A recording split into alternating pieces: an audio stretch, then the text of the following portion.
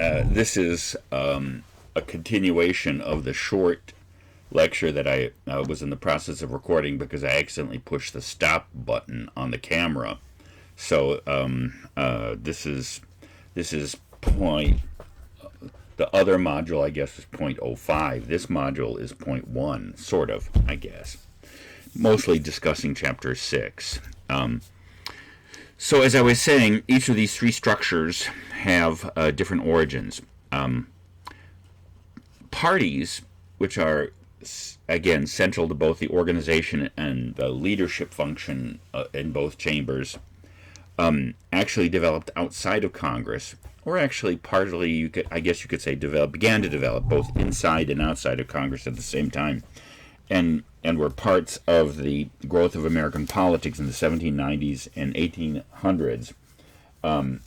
And so, in some ways, they were both parallel developments inside and outside of Congress.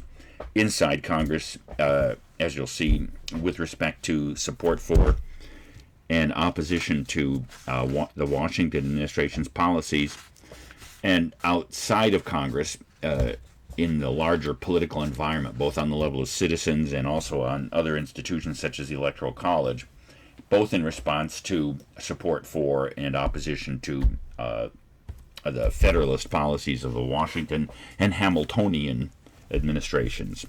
So, so let's talk about those general tendencies, and then we'll talk about how they became permanent structures and became blended with the leadership, the constitutional and actual structures of leadership and coordination in both chambers. So once the Constitution was ratified and George Washington was elected president, and Washington aspired to be a transpartisan president. He knew, for instance, that the nation had been deeply divided over the ratification of the Constitution and the adoption of the Constitution, and therefore, when he assembled his cabinet, he deliberately chose Hamilton, not only because he knew Hamilton, and I assume you all have heard the musical, and which is pretty good, by the way, or read the massive Ron Chernow biography, upon which the musical is based. But he chose Hamilton as his Secretary of the Treasury, not only because he knew Hamilton and Hamilton had been his trusted friend and aide, but because he knew that Hamilton was a remarkably talented individual, and indeed he was brilliant, probably the single most brilliant framer at the time of the founding. And that was a lot of competition, by the way. You had Jefferson and Madison and Adams and Franklin, who were no intellectual slouches. I mean, even John Paine and Thomas Paine, sorry.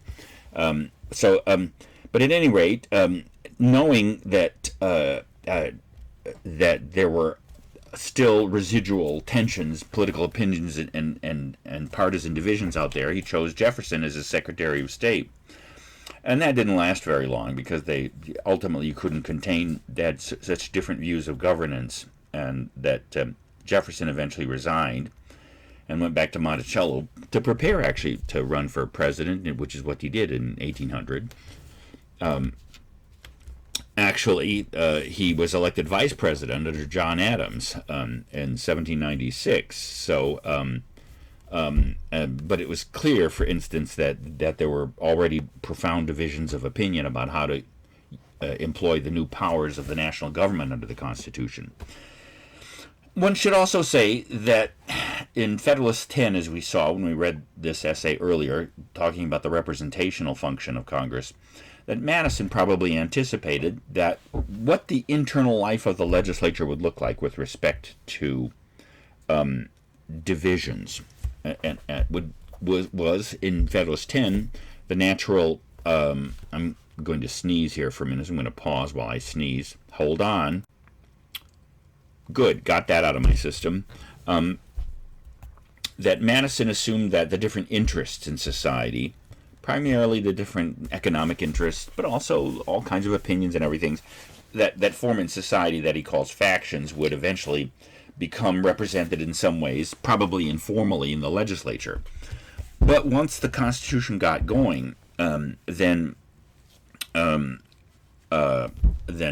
support and opposition to Washington's and the Washington administration's policies, and then of course the Adams administration became the primary organizing force of parties within Congress. So you'd have to say that and Madison, by the way, who was elected to the first Congress in the House of Representatives, became a major organizer of opposition to certain core policies, like, for instance, the National Bank or the Report on Manufacturers, and some other aspects of credit under the Hamiltonian financial policies. But in the larger political environment, let's go there now, especially around the Electoral College in my American government class and presidency class, we talk about this development, that originally the Electoral College was aimed at elevating people of great national reputation, like Washington, for instance, and that the framers' perhaps naive expectation was that the Electoral College would operate in a nonpartisan way, and that the people that would be tossed up for consideration by the Electoral College would be, again, individuals who had accrued a significant public record or national reputation. But very quickly, it turns out that that didn't work out the way that the framers had intended. And very quickly, the Electoral College itself began to develop into a party and partisan organization. Now, and in order to come out, let me come back to that and talk first about what began to happen among the citizenry and the population. Just like within Congress, there was opposition and support for Washington's policies. And by the way, one has to mention the Proclamation of Neutrality in 1793, where, of course, after our revolution, and then the whole question of the formation of the Constitution and its adoption in 1789. 1789 was also a big year for France in the French Revolution, and it turns out that event very quickly became partisanized within American politics, and in fact was one of the major dividing issues in the 1790s, where because of the obvious residual hostility to Great Britain, and France had helped us, even, Bourbon France, the monarchical France, had been our ally in the Revolution, but then after the monarchy was overthrown and the French Revolution proclaimed revolutionary principles not unlike our own Declaration of Independence and the idea of rights in the Rights of Man, the Declaration of Rights of Man, then that even swung American public opinion even further over in the direction of support for France. But very quickly, by 1793, the revolution had soured, you might say, and had become something like murderous mob rule, with the terror in Paris, the Revolutionary Committee, organizing thousands of executions in the guillotine, etc., where the streets of Paris really did run with blood. So, anyway, Washington. So there was a good deal of public support for entering the ongoing war between England and France, because it turned out that overthrowing the King of France and the aristocracy didn't end the constant state of war between England and France, and so there was a good deal of public support, engineered, by the way, by Jefferson, to enter the war on the side of France, and Washington was opposed to that because, I think for good reasons, he knew that we ourselves were still a wounded and damaged country by virtue of the Revolution, and that we still were impoverished and indebted, and that for us to enter into a destructive war with our immediately erstwhile enemy would probably devastate the nation and lead to disaster. So Washington proclaimed neutrality. That fact itself became intensely partisan, and Washington was, on the whole, a generally beloved individual. Most of his public career was actually burned in effigy and up and down the coast, and so it was very unpopular in many precincts. And so parties then began to form among the population too, and then to connect that with what I was describing in the Electoral College and then eventually back to Congress, as you'll see, people began to form organizations and clubs and call themselves labels like Federalists and Republicans. The Federalists, the supporters of the Washington administration, who called themselves Federalists because that was the name of the party that supported the Constitution. They wanted to appropriate that heft. And then, of course, the opposition to Washington's policies, people began to call themselves Republicans, or Republicans, Democrats, Democrat-Republicans. And then by the election of 1796, John Adams, again, there was already opposition. And then by 1800, the Electoral College then became completely transformed, because instead of being this nonpartisan collection of different state electors meeting in their state capitals to deliberate who would be a good president, very quickly then electors began running for the position of elector based on party labels and pledging to vote for potential candidates. And for instance, everyone knew that in 1800 that meant Thomas Jefferson, although Aaron Burr did give him a run for his money and actually became the vice president under Thomas Jefferson as a Republican. And so really, by the 1790s, late 1790s and early 1800s, American politics then began to shape itself around permanent, ongoing partisan structures called parties. Not quite what the framers anticipated, not quite what they feared, and so to connect that with Congress, by the time that the 1800s unfolded, Congress internally was pretty much then beginning to organize itself by party caucus or conference, as they are called today. So let's step back then and then see why these things called parties then became central to American politics and central to Congress's functioning. First of all, and if you're looking at the notes, by the way, this is B, the functions that parties play, and I want to suggest four core functions, and the function that Davidson and Oleszek and Lee and Schickler discuss in Chapter 6 is primarily the last one, although the third one, which is listed as Q's, as you'll see, will become more apparent in Chapter 8 and especially Chapter 9 on decision making, and for reasons you'll see in just a second. Although we're going to have that discussion in terms of this coming week and the lectures of the modules for those chapters.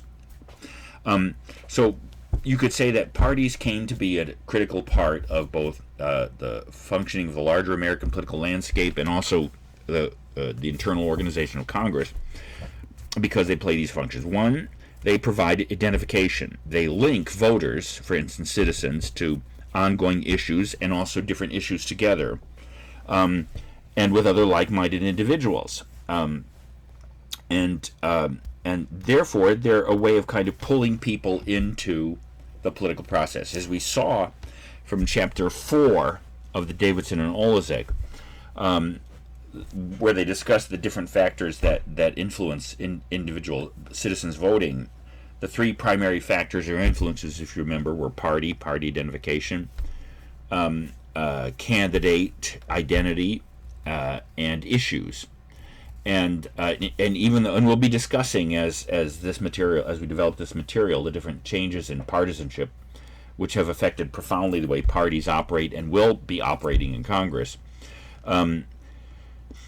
Even though to some degree there has been both a realignment, as political scientists like to say, or a de-alignment. That for instance, one major development. Here are two major developments with our parties, our two-party system, which are discussed, by the way, in Chapter 4, and will be relevant to the internal operation of parties within Congress. One is the polarization of the two parties over the last 40 years. And as I discussed when we talked about campaigns and elections in Chapters 3 and 4, that primarily has to do with the rise of the primary election in presidential politics, but then that came to dominate since the 1970s. And what primary elections do is the people that vote in primaries, if you remember, and that's what, by the way, in the Fennell book, that corresponds to, of course, the primary constituency. or I think in Chapter 5 in Davidson and Lussick, those are called the Loyalists.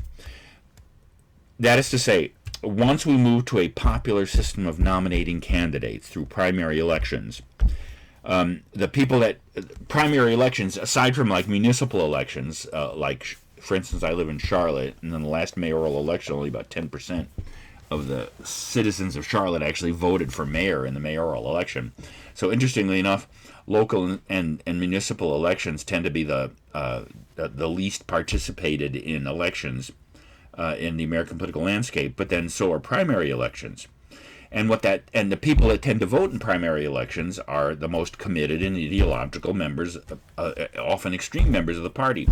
So as a result, what's happened to our parties, and as you'll see, this has affected the way the parties operate within Congress, and will affect the sort of historical generalizations that people make about the relative place of parties in both chambers. You'll see that we're going to have to modify some of what Baker points out when he does his intense comparison of the House and Senate. Let me just make sure that you understand what I'm talking about there. We'll see that in comparing the House and Senate. Political scientists and observers have noted for generations, if not from the beginning, once parties originated and became part of Congress's functioning, that the House was a more partisan institution and the Senate a more bipartisan institution. And even though, by the way, since the 2021 election, the two parties in both chambers are nearly evil. They actually are 50-50 in the Senate, which hasn't happened since 2000 when President Bush was elected. And the Democrats lost a significant number of votes of representatives, and so the margin in the House is I think only about 222 to 211 or something like that. It's the smallest margin in decades. So we will have to. So observers have always said, and you'll see in the Baker book, and there's still truth to this. Is that members of the Senate tend to view themselves as senators first and Democrats and Republicans second. That's changing a lot, and you'll see that reflected, with the exception of a few obvious moderates who've come to the fore, like Joe Manchin or Sinema from Arizona or New Mexico, I believe. But generally speaking, the House has been parties are has been both more majoritarian, partisan, and more dominated.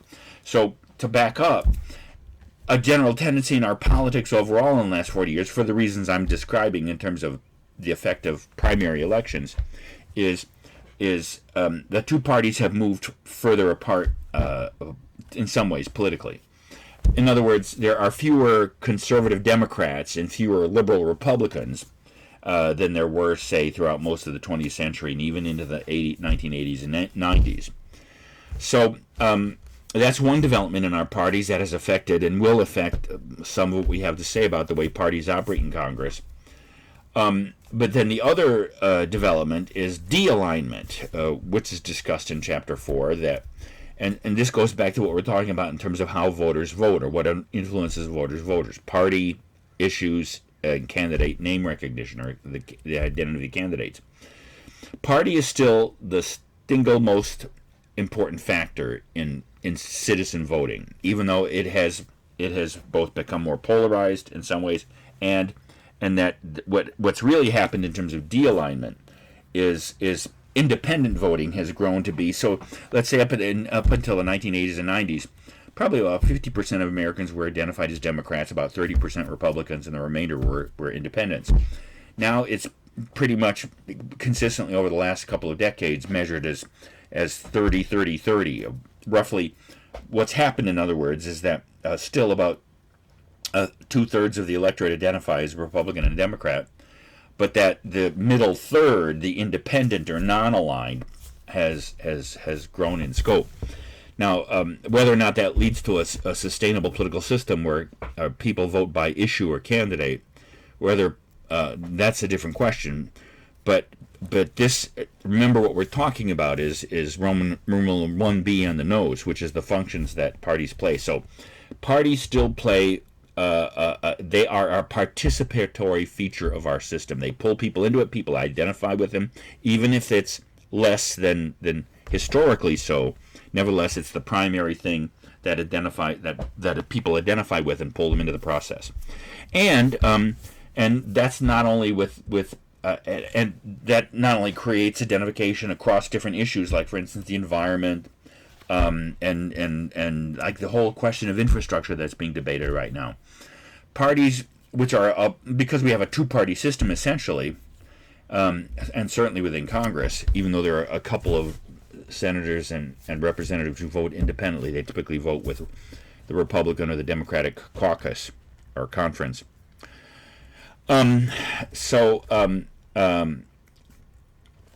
Parties then both pull people in, give them a kind of an identifying rubric and everything, and they are still the primary structure of representation, as we saw. The second function, and bearing in mind that our constitutional system divides up power, first among three branches of government, then second between the national government and the states, and third within Congress between the House and the Senate. So I'm not reconsidering the core issue of federalism or separation of powers and checks and balances or the essence of the constitutional structure, but I'm just noting here that unlike parliamentary systems in which the legislative and executive functions and branches are combined, our constitutional system, for the sake of promoting both good government and efficient functioning, but also the prevention of tyranny, Federalist 51, the prevention of all concentration of all power in one set of hands, we have a political system that divides up power. So one of the critical second function, and this is especially true within Congress, between the Senate and the House, is parties form coordination and institutional coordination, both on the state's national level to some degree, but between the executive branch, the presidency, and the Congress, and especially between the two chambers of Congress. So institutional coordination is a critical function. And that's essentially what Davis and Olmsted, one of the aspects that they talk about in Chapter 6. A third function, which I'll discuss briefly here, but we'll discuss this more when we come to Chapter 9.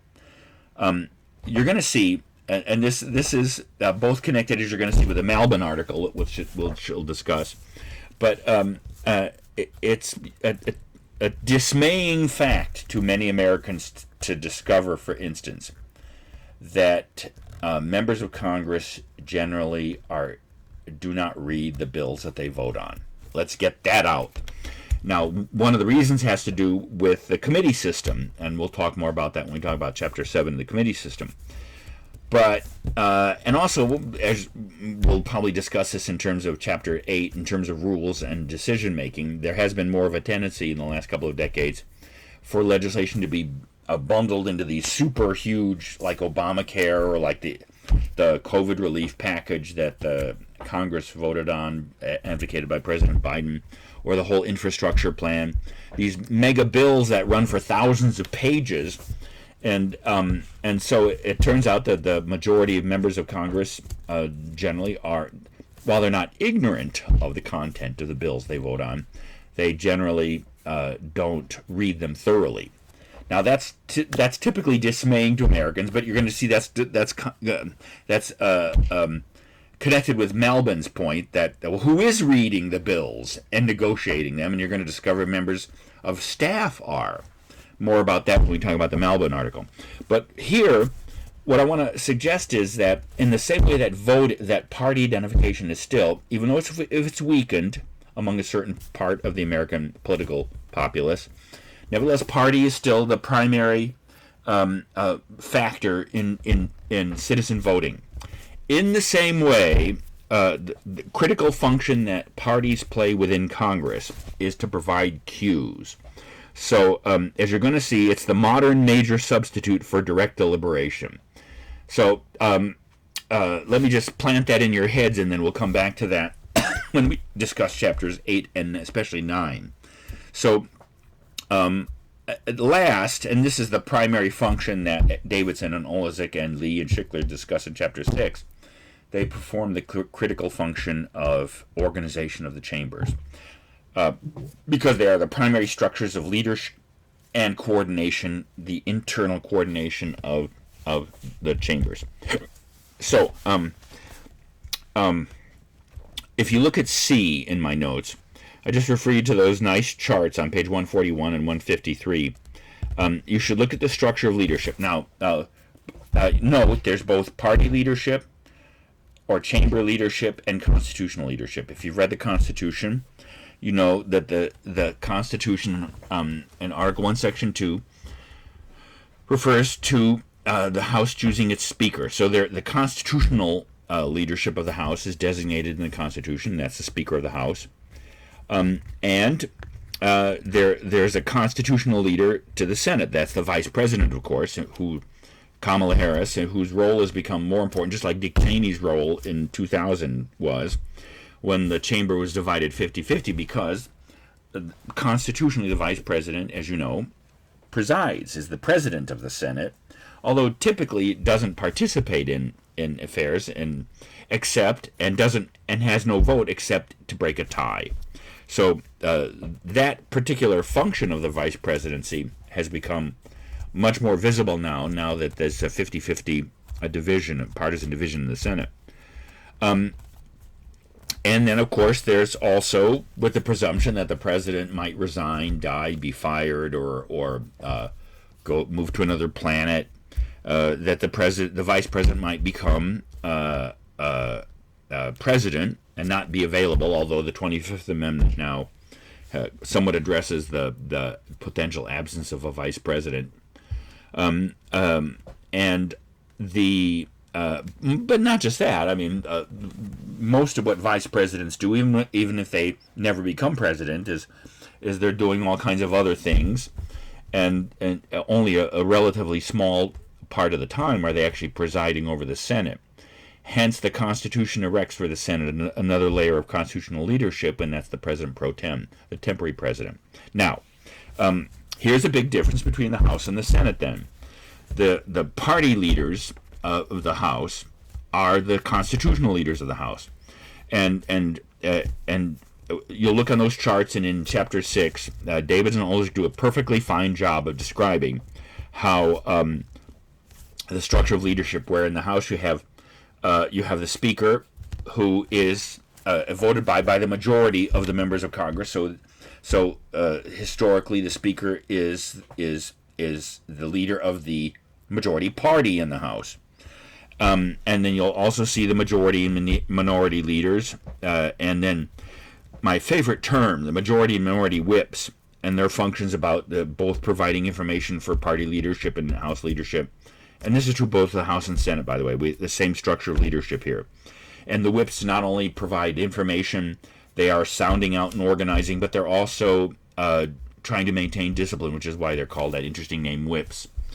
So again, look at Davidson. I don't have much to contribute about their discussion of the way that the caucus conference. By the way, there used to be a time when the Democratic and Republican parties within the House called themselves the caucus, and then in the Senate they called themselves the conference, and then the Democratic Party in the Senate came to call itself the caucus too, and now so mostly all four parties within Congress, that is to say the Republican Party in the House and the Democratic Party in the House and the Republican Party in the Senate, the Democratic Party in the Senate, now refer to themselves as a caucus, but sometimes they're called a conference. So these terms are nearly interchangeable.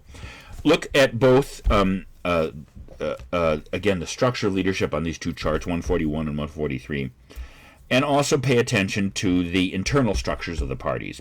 The primary, the campaign committee, the steering committee, and the policy committee. And some of the functions that they play, and this will intersect with our material in Chapter 7, is they determine, for instance, membership of parties, membership of committees, who gets assigned a party. For instance, I mean, generally speaking, in both chambers, each party determines whose membership is assigned to committees. And For most of the committees in the House and Senate, generally speaking, they follow the proportion within each committee, as you're going to see in Chapter 7, and that's where party and committee tend to overlap. They tend to follow the same percentage, although there are four committees in the House we'll see in Chapter 7. The Rules Committee, the Ways and Means, the Appropriations Committee, and the Budget Committee, where the majority tends to have a larger percentage of majority because those tend to be the controlling committees in the House, and the majority party wants to make sure that it keeps those functions within its control. But and when we talk about the issues and the history of the parties within the Congress, you'll see that, generally speaking, there have been periods when the party organizations were stronger, and you'll see in the House, those have been the periods when the Speaker was more powerful. And we'll talk about the different changes in the power of the Speaker, etc., and the different relative independence of the committees and the different powers that the parties have over the appointments of both the chairs and the members of committee. There was some, you might have, if you paid attention to the news, there was that interesting Marjorie, was it Greene, the one from Georgia who was the QAnon person and kind of conspiratorial. The Democrats took the unusual position of stripping her from her committee chairmanships, her committee memberships, even though she's still a member of the House. They didn't expel her, which, by the way, both chambers can expel their members, both a 2/3 vote, in Article 1, Section 4.